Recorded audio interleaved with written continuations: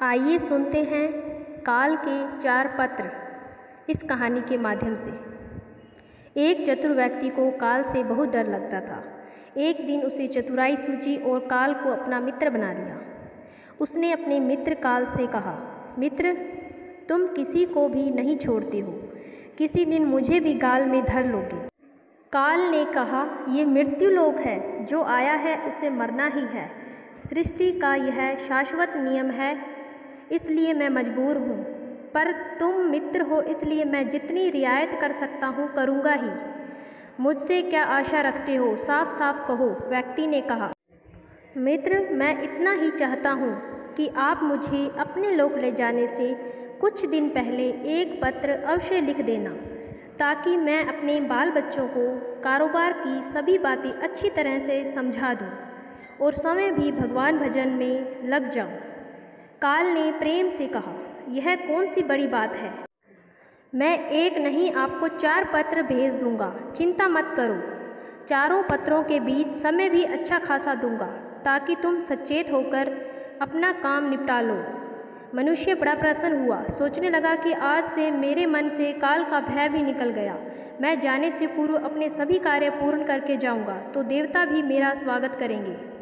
दिन बीतते गए, आखिर मृत्यु की घड़ी आ पहुंची। काल अपने दूतों सहित उसके समीप आकर बोला, मित्र, अब समय पूरा हुआ, मेरे साथ चलिए। मैं सत्यता और दृढ़तापूर्वक अपने स्वामी की आज्ञा का पालन करते हुए एक क्षण भी तुम्हें और यहाँ नहीं छोड़ूंगा।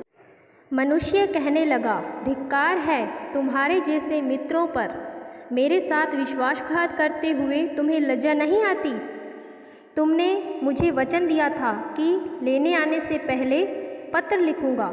मुझे बड़ा दुख है कि तुम बिना किसी सूचना के अचानक दूतों सहित मेरे ऊपर चढ़ आए। मित्रता तो दूर रही, तुमने अपने वचनों को भी नहीं निभाया। काल हंसा और बोला, मित्र, इतना झूठ तो न बोलो मेरे सामने ही, मुझे झूठा सिद्ध कर रहे हो।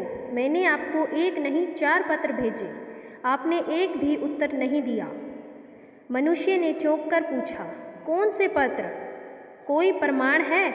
मुझे पत्र प्राप्त होने की कोई डाक रसीद आपके पास है तो दिखाओ। काल ने कहा, मित्र, घबराओ नहीं, मेरे चारों पत्र इस समय आपके पास मौजूद हैं। मेरा पहला पत्र आपके सिर पर चढ़कर बोला, आपके काले सुंदर बालों को पकड़कर उन्हें सफ़ेद कर दिया और यह भी कहा कि सावधान हो जाओ, जो करना कर डालो। नाम, बढ़ाई और धन संग्रह के झंझटों को छोड़कर भजन में लग जाओ। पर मेरे पत्र का आपके ऊपर जरा भी असर नहीं हुआ। बनावटी रंग लगाकर आपने अपने बालों को फिर से काला कर लिया और पुण्य जवान बनने के सपनों में खो गए। कुछ दिन बाद मैंने दूसरा पत्र आपके नेत्रों के प्रति भेजा। नेत्रों की ज्योति मंद होने लगी, फिर भी आंखों पर मोटी शीशे चढ़ाकर आप जगत को देखने का प्रयत्न करने लगे। 2 मिनट भी संसार की ओर से आंखें बंद करके ज्योति स्वरूप प्रभु का ध्यान मन में नहीं किया। इतने पर भी सावधान नहीं हुए तो मुझे आपकी दीन दशा पर बहुत तरस आया और मित्रता के नाते मैंने तीसरा पत्र भी भेजा। इस पत्र ने आपके दांतों को छुआ, हिलाया और तोड़ दिया। आपने इस पत्र का भी जवाब न दिया, बल्कि नकली दांत लगवाए और जबरदस्ती संसार के भौतिक पदार्थों का स्वाद लेने लगे। मुझे बहुत दुख हुआ कि मैं सदा इसके भले की सोचता हूँ और यह हर बार एक नया बनावटी रास्ता अपनाने को तैयार रहता है। अपने अंतिम पत्र के रूप में मैंने रोग, क्लेश तथा पीड़ाओं को भेजा, परंतु आपने अहंकारवश सब अनसुना कर दिया। जब मनुष्य ने काल के भेजे हुए पत्रों को समझा तो फूट फूट कर रोने लगा और अपने विपरीत कर्मों पर पश्चाताप करने लगा। उसने स्वीकार किया कि मैंने शुभ चेतावनी भरे इन पत्रों को नहीं पढ़ा।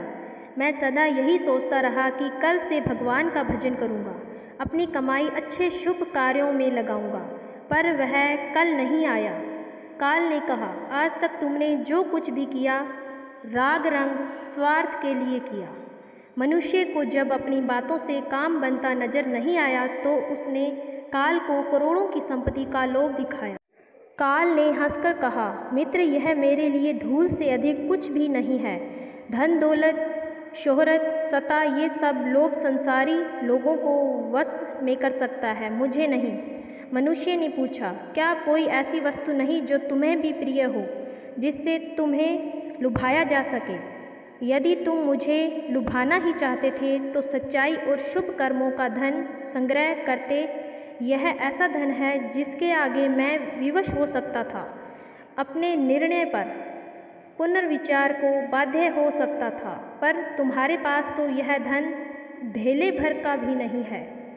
धन्यवाद।